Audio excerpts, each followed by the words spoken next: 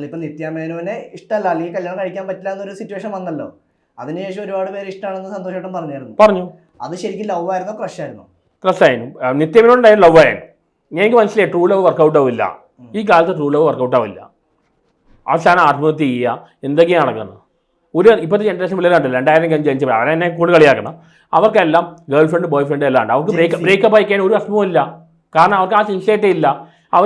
അവർക്ക് ആ ഒരു ഇതില്ല. ട്രൂ ലവ് ഇനിയുള്ള കാലത്ത് പണ്ട് എടപ്പള്ളിലാകെ എത്ര പേര് ആത്മഹത്യ ചെയ്യണം. ട്രൂ ലവ് ഇനിയുള്ള കാലത്ത് വർക്കൗട്ട് ആവില്ല. പ്രാക്ടിക്കലി പറഞ്ഞാൽ ഇപ്പോഴത്തെ പിള്ളേർക്ക് അവർ സെക്ഷലി ഫ്രസ്ട്രേറ്റഡ് ഒന്നല്ല. ഇപ്പോഴത്തെ പിള്ളേരാണ്, ഈ ന്യൂജൻ പിള്ളേരാണ്. ഇവർക്ക് ബോയ് ഫ്രണ്ട് ഗേൾ ഫ്രണ്ട് ഉണ്ട്. അവർ അത് പറയുമ്പോൾ സന്തോഷയുടെ സെക്ഷലി ഫ്രസ്ട്രേറ്റഡ് ആണോ? അതായത് വിവാഹം കഴിക്കാൻ പറ്റാത്തതിൻ്റെ ഒരു വിഷമം, അല്ലെങ്കിൽ ഇപ്പോൾ കള്ളവെടിക്ക് വെക്കാൻ പോകുന്നൊക്കെ പറഞ്ഞ് പോസ്റ്റ് കാര്യങ്ങളൊക്കെ. എനിക്ക് ആവശ്യത്തിനേ ഉള്ളൂ. ഞാൻ പ്ലേ ബോയും അല്ല ചണ്ടനും അല്ല, അതിൻ്റെ ഇടയിലാണ്. അതിപ്പോൾ തിയേറ്ററിൽ കിടന്ന ഒരു വീഡിയോ ഉണ്ടായിരുന്നു, ഏതോ ഉണ്ണികൃഷ്ണനോ അങ്ങനെ എന്തോ റിവ്യൂ പറയുന്ന വേറൊരാളായിട്ട്.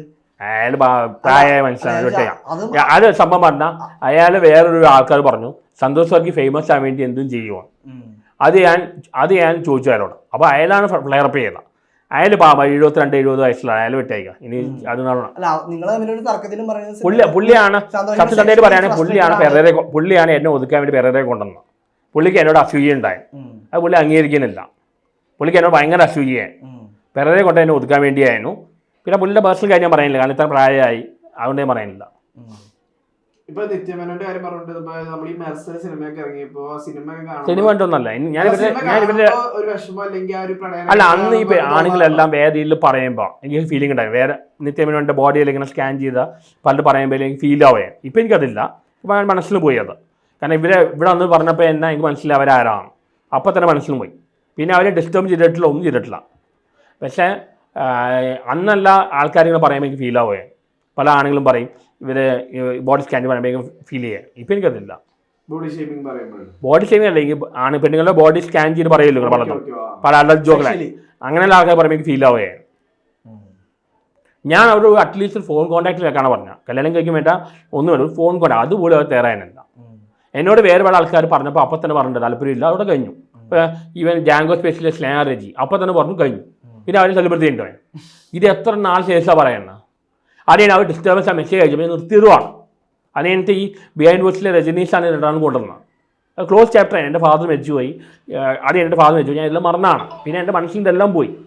എന്നിട്ട് അത് രണ്ടാമത് കൊണ്ടുവന്നിരിക്കുകയാണ്. അവരുടെ ആ വർത്തമാനം കേട്ടപ്പോൾ വളരെ ഫീൽ ചെയ്തു. അതോടെ എൻ്റെ മനസ്സിന് പോയി. പിന്നെ അവരെ വിളിച്ചിട്ട് പോലും ഒരു ബന്ധമില്ല. എല്ലാവരും എന്നെ സ്റ്റോക്കറിനെ വിളിക്കും. ഞാൻ എന്ത് സ്റ്റോക്കിങ്, നെഗറ്റീവ് സ്റ്റോക്കിങ് ഞാൻ ചെയ്തിട്ടില്ല. സ്റ്റോക്കിങ് പറയുമ്പോൾ പോസിറ്റീവ്. ഇപ്പോൾ ലാലേട്ടൻ്റെ ഭാര്യ സുചിത്ര, ലാലേട്ടന് പുറകെ കുറേ നാൾ നടന്നുണ്ട്. ലാലേട്ടൻ്റെ പുറകെ കാർഡ് അയച്ചു മറ്റുള്ള കുറേ അത് സ്റ്റോക്കിങ് അല്ലേ. ഞാൻ എനിക്കാണെങ്കിൽ ഇപ്പം എനിക്ക് നിത്യമേനോട് എവിടെയാണ് എല്ലാം അറിഞ്ഞിട്ട് എനിക്ക് വൈരാഗ്യം കാണിക്കാം. വല്ല റേപ്പോ അല്ലെങ്കിൽ ആക്സിഡന്റ് ഇതൊന്നും ഞാൻ ചെയ്യുന്നില്ലല്ലോ. അതാണ് നെഗറ്റീവ് സ്റ്റോക്കിങ്. ഈ പോസിറ്റീവ് സ്റ്റോക്കിംഗ് ആണ്. അതായത് പ്രണയിക്കുമ്പോൾ ആണ് ചെയ്യില്ല. ഒരാൾക്ക് ഇഷ്ടം സുചിത്രമുള്ള ചെയ്തിട്ടുണ്ടോ? അല്ലല്ല, പോസിറ്റീവ് രണ്ടും ഉണ്ട്. സ്റ്റോക്കിംഗ് എന്ന സാധാരണ ആൾക്കാർ ഒരു പറയാം, അതിൽ പോസിറ്റീവ് ഉണ്ട് നെഗറ്റീവ് ഉണ്ട്.